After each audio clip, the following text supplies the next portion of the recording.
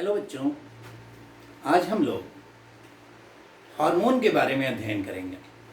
Hormone जिसे कि हम जैव रासायनिक संदेशवाहक के रूप में अपने शरीर में मानते हैं। तो सबसे पहले हम लोग हार्मोन के बारे में देखते हैं। हार्मोन क्या होता है? देखिए बेटा, जब हमारे शरीर की बात करेंगे तो इसमें कुछ कोशिकाओं के, जीवित कोशिकाओं का संग्रह होता है। इसे आप लोग बायो ग्रुप के बच्चे ज्यादा बेहतर समझेंगे। इसे उत्तक जो जैव रसायन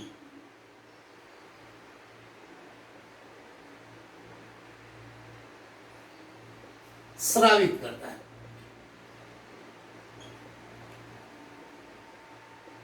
अब ये देखिए, अगर ये देखिए, इसमें नालिका अगर बनी हुई है, माने अगर इसमें नालिका है तो इसे हम बाह्य स्रावी ग्रंथि कहते हैं। क्या कहेंगे? बाह्य स्रावी ग्रंथि। अगर यही चीज ऐसे हो जाए कि इसमें कोई भी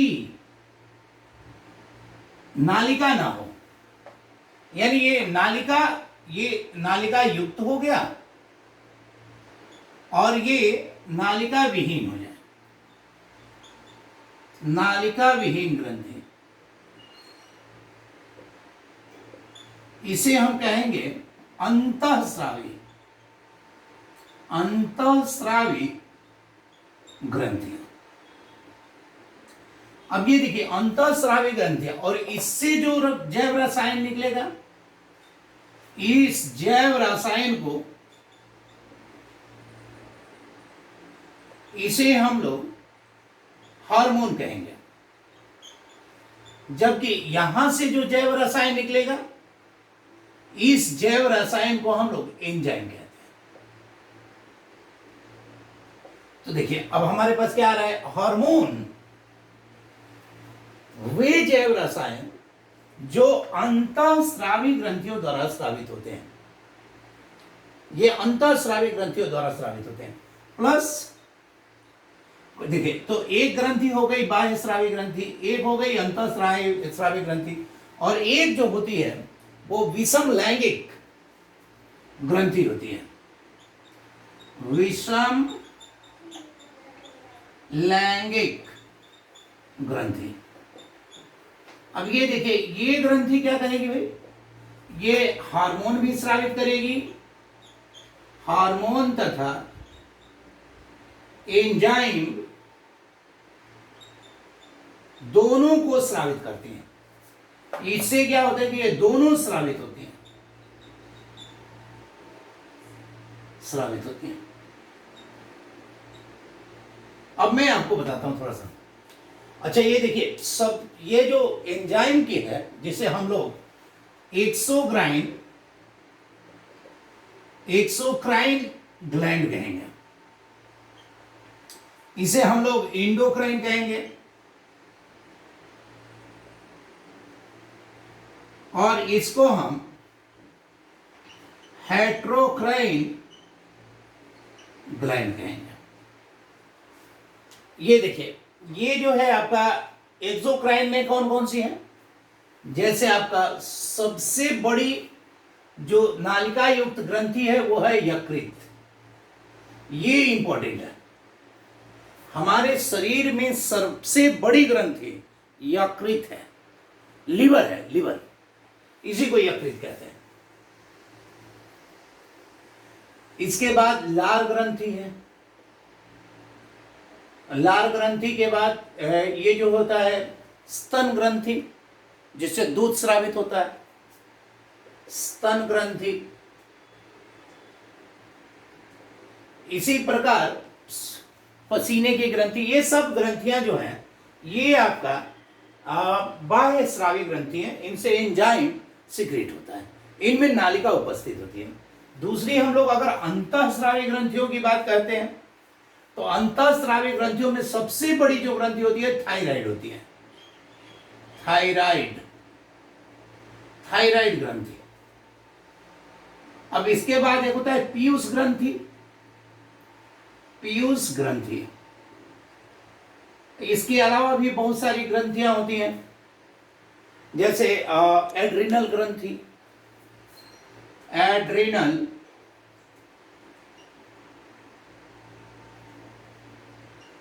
ग्रंथि।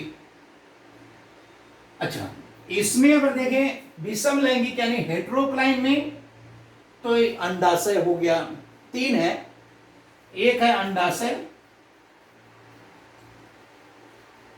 एक है आपका वृषण टेस्टिस, और एक है अग्नाशय यानी पेंक्रियास। तो अभी तक हम लोगों ने ये देखा कि वे उत्तक या वे जीवित कोशिकाओं का संग्रह जहां से किसी जैव रसायन का श्रावण होता है, स्रावित होती हैं, उन्हें ग्रंथि कहते हैं। ग्रंथि 3 प्रकार का होता है। पहला ग्रंथि का नाम है आपका बाह्य स्रावी ग्रंथि। इसकी पहचान है कि इसमें नालिका लगी होती है, इससे एंजाइम का श्रवण होता है। दूसरा है कि नालिका विहीन ग्रंथि होती है जिसे इंडोक्राइन कहते हैं, इससे आपका हार्मोन स्रावित होता है। तीसरी है विषम लैंगिक, इसमें दोनों प्रकार, कुछ भाग ऐसा होता है जिसको नालिका युक्त है और कुछ बिना नालिका युक्त होता है, तो इससे एंजाइम और हार्मोन दोनों स्रावित होता है। इसका उदाहरण देखेंगे, लेकिन हमें पढ़ना है हार्मोन के बारे में। तो अब हम लोग हार्मोन की बात करेंगे कि देखिए बेटा, हार्मोन एक जैव रसायन है जो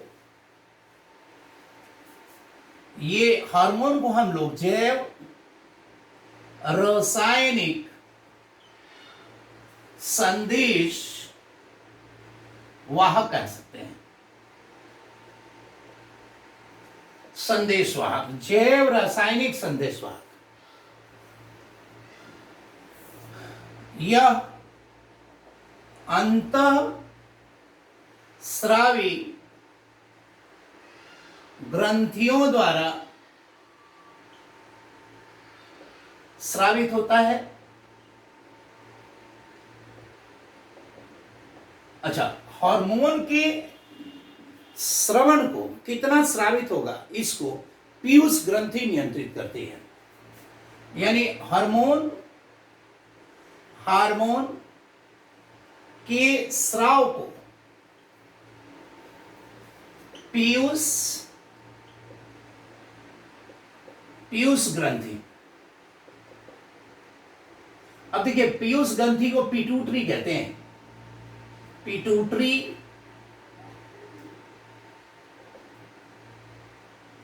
पिट्यूटरी ग्लैंड कहते हैं। हार्मोन के स्राव को पीयूष ग्रंथि नियंत्रित करती है। अच्छा, एक और बात समझिए, ये इसे मास्टर ग्लैंड कहते हैं। इसे मास्टर ग्रंथि कहते हैं। अच्छा, ये जो हार्मोन होता है, यह अपने टारगेट अंग तक रुधिर में मिलकर पहुंचता है, खून में मिलकर यह पहुंचता है। यानी यह रुधिर में मिलकर टारगेट अंग तक पहुंचता है।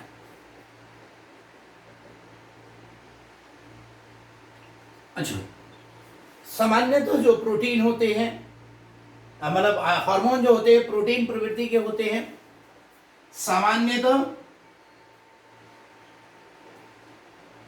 ये प्रोटीन प्रवृत्ति के होते हैं। इनकी कमी से हमारा जो उपापचयी अभिक्रियाएं हैं वो असंतुलित हो जाती हैं। इनकी कमी से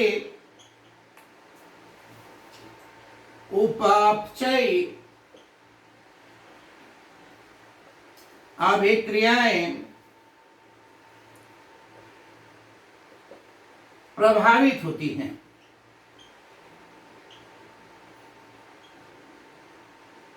ये हार्मोन की स्थिति बनती है। अगर मैं हार्मोन के बारे में इसके चारित्रिक गुणों की बात करूं तो इसका सबसे बड़ा चारित्रिक गुण यह है कि यह अति सांद्र होता है। यह अति सांद्र, अच्छा, यह विशिष्ट प्रवृत्ति की होती है। यह विशिष्ट प्रवृत्ति का होता है। ये एकदम विशिष्ट प्रवृत्ति का होता है। तीसरी बात कि इसकी बहुत अल्प मात्रा की आवश्यकता होती है। इसकी अति अल्प मात्रा की आवश्यकता होती है।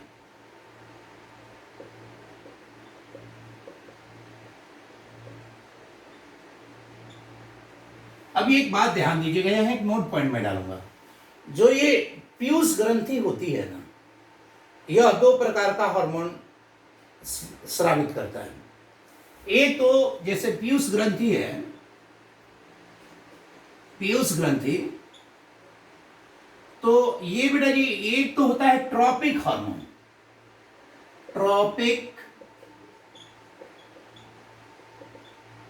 ट्रॉपिक हार्मोन, और एक होता है वृद्धि हार्मोन। तो ये जो ट्रॉपिक हार्मोन है यह बाकी ग्रंथियों से स्रावित होने वाले हार्मोनों को नियंत्रित करता है। यह अन्य ग्रंथियों से हार्मोन स्रावन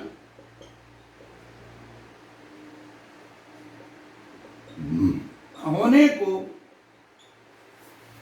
निश्चित करता है।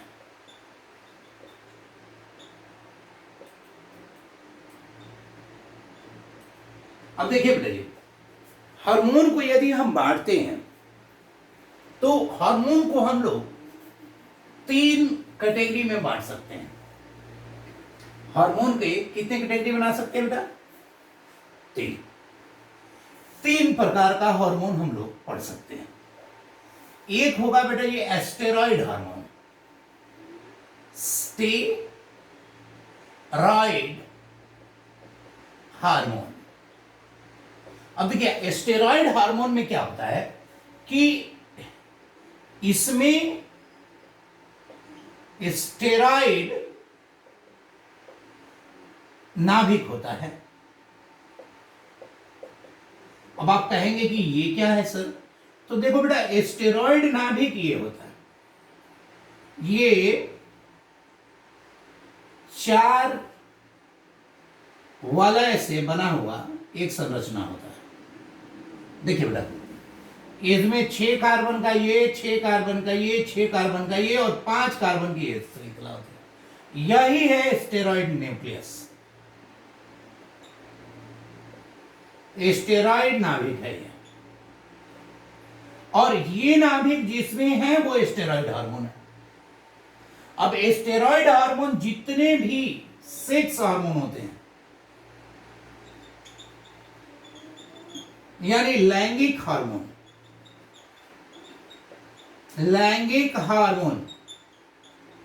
जितने भी लैंगिक हार्मोन होते हैं सारे आपके स्टेरॉइड होते हैं।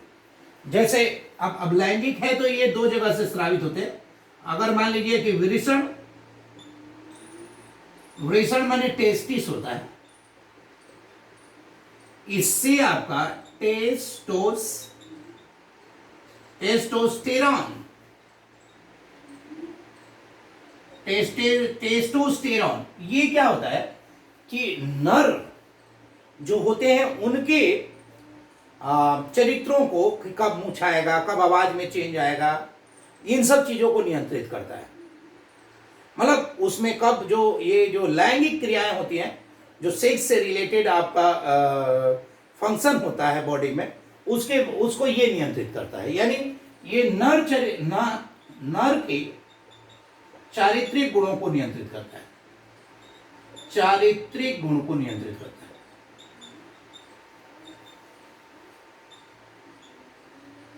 नियंत्रित करता है। अच्छा, एक होता है अंडाशय। अंडाशय में ओवरी होता है, ये इसमें एस्ट्रोजेन, ये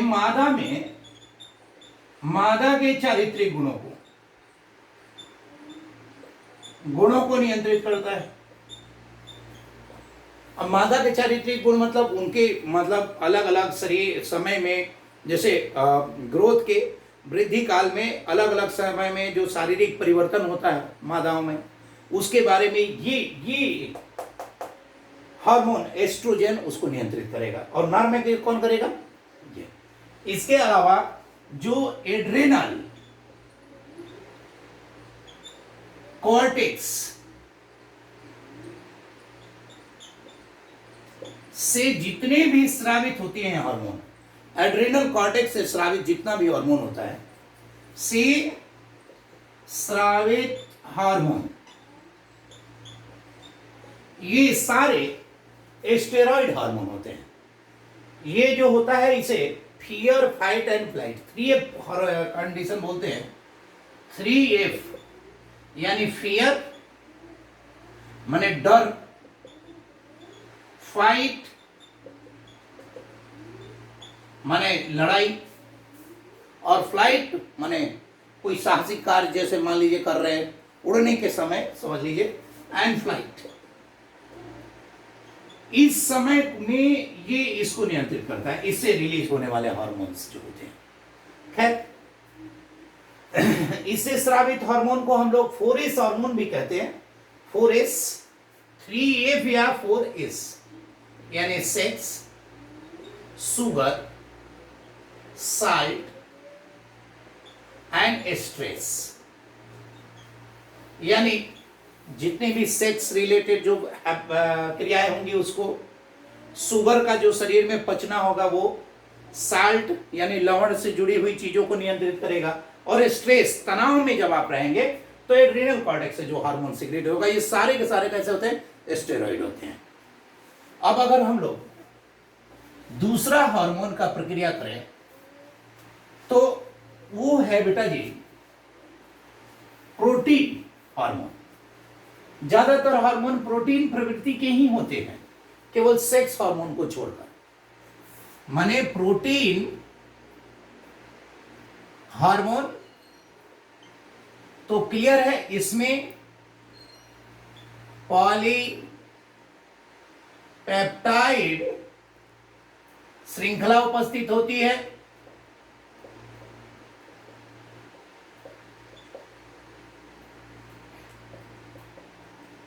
पॉलीपेप्टाइड श्रृंखला उपस्थित होती है इसमें, है ना। जैसे इसका उदाहरण है आपका इंसुलिन, इंसुलिन हार्मोन है। ये जो होता है ग्लूकोज को ग्लाइकोजन में, ये आपका बेटा जी पेंक्रियास यानी अग्नाशय, अग्नाशय में जो होता है बीटा सेल में बीटा कोशिकाओं द्वारा स्रावित होता है, या अग्नाशय द्वारा स्रावित होता है, सीधे लिखे, क्योंकि बायो ग्रुप है नहीं। और ये ग्लूकोज को ग्लाइकोजन बना देता है, ग्लाइकोजन। बेटा इसी की कमी होने से मधुमेह की बीमारी होती है, क्योंकि शरीर में आपका ये भोजन संरक्षित नहीं रहता, इसलिए ऐसे लोगों में ग्लूकोज की कमी होते ही उनको उनका कार्य करने की क्षमता में कमी हो जाती है। इसकी कमी मधुमेह की बीमारी करती है। मधुमेह माने शुगर। एक है बेटा जी ऑक्सीटोसिन। ऑक्सीटोसिन, अब ये देखिए ऑक्सीटोसिन। ऑक्सीटोसिन जो भी ये है, ये इसको हम लोग मिल्क हार्मोन कहते हैं। मां का दूध जो स्रावित होता है उसमें इसका रोल होता है, यानी इसे दूध हार्मोन कह सकते हैं, दूध हार्मोन। अच्छा, अब अगला है बेटा जी एमीन हार्मोन। एमीन हार्मोन जो होता है, पहली बात कि ये जल में घुलनशील होता है। ये जल में घुलनशील हो गया। अच्छा, ये इसमें एमिनो अम्ल का ये डेरिवेटिव है, या एमिनो अम्ल से उत्पन्न है। ये एमिनो अम्ल से उत्पन्न होता है कि नहीं? माने उसी से कहीं ना कहीं भी उत्पन्न होता है। इसका जो उदाहरण है अपने पास, एक तो आपका जो एड्रिनल मैंडुला है वहां से जो निकलता है, एड्रिनल मैंडुला, एड्रिनल मैंडुला से स्रावित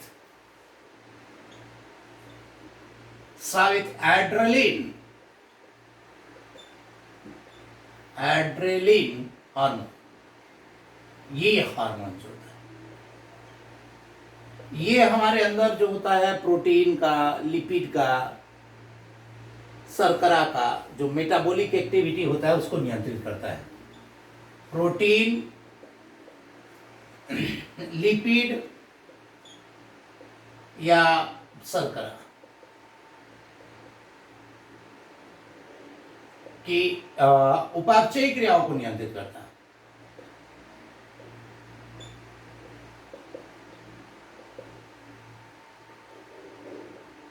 नियंत्रित करता है। और एक बोर्ड में जो बहुत बार आया हुआ क्वेश्चन है, thyroxine hormone. Thyroxine hormone, thyroxine hormone, ये जो होता है थायराइड द्वारा, थायराइड ग्रंथि द्वारा स्रावित होता है।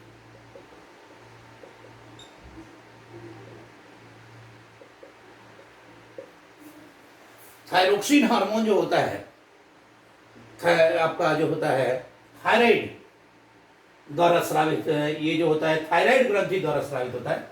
थोड़ा सा यहाँ पे चेंज करेंगे बेटा, ये जो है ये कंट्रोल करता है, ये पूरा का पूरा प्रोटीन, लिपिड और शर्करा, ये थायराइड ग्रंथि जो थायरोक्सिन हार्मोन करता है। और ये एड्रेलिन जो है ये ब्लड प्रेशर बढ़ाता है, रक्तचाप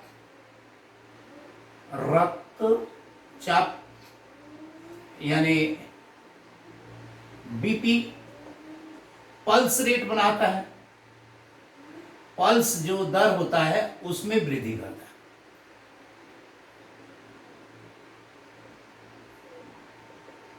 ये बात ध्यान दीजिएगा थोड़ा सा, ये थायरोक्सिन हार्मोन एक्चुअली करता है। प्रोटीन ये उपापचयी यहाँ पे होता है थायराइड में, इसके डिसबैलेंस से आपका शरीर में होने वाली सारी उपापचयी क्रियाएं प्रभावित होती हैं। तो इस प्रकार से हार्मोन में इतना इसका केमिकल है, 3 प्रकार से होते हैं, स्टेरॉइड हार्मोन, आपका प्रोटीन हार्मोन, एमिनो अम्ल हार्मोन। इसमें इंपॉर्टेंट है कि एमिनो अम्ल जो होता है जल में घुलनशील होता है, और बाकी जो है आपका एड्रेलिन, जो एड्रेलिन हार्मोन होता है ये आपका बीपी और पल्स दर को बढ़ाता है, और थायरोक्सिन हार्मोन जो होता है प्रोटीन, लिपिड या शर्करा से संबंधित उपापचयी अभिक्रियाओं को नियंत्रित करता है। तो ये जो है इसको बार बार रिवाइज करें, इतना ही है हार्मोन को लेके ब्रीफ इंट्रोडक्शन है 12th क्लास में, बाकी बायो सेक्शन में बेटे। Best of luck, thank you बेटा।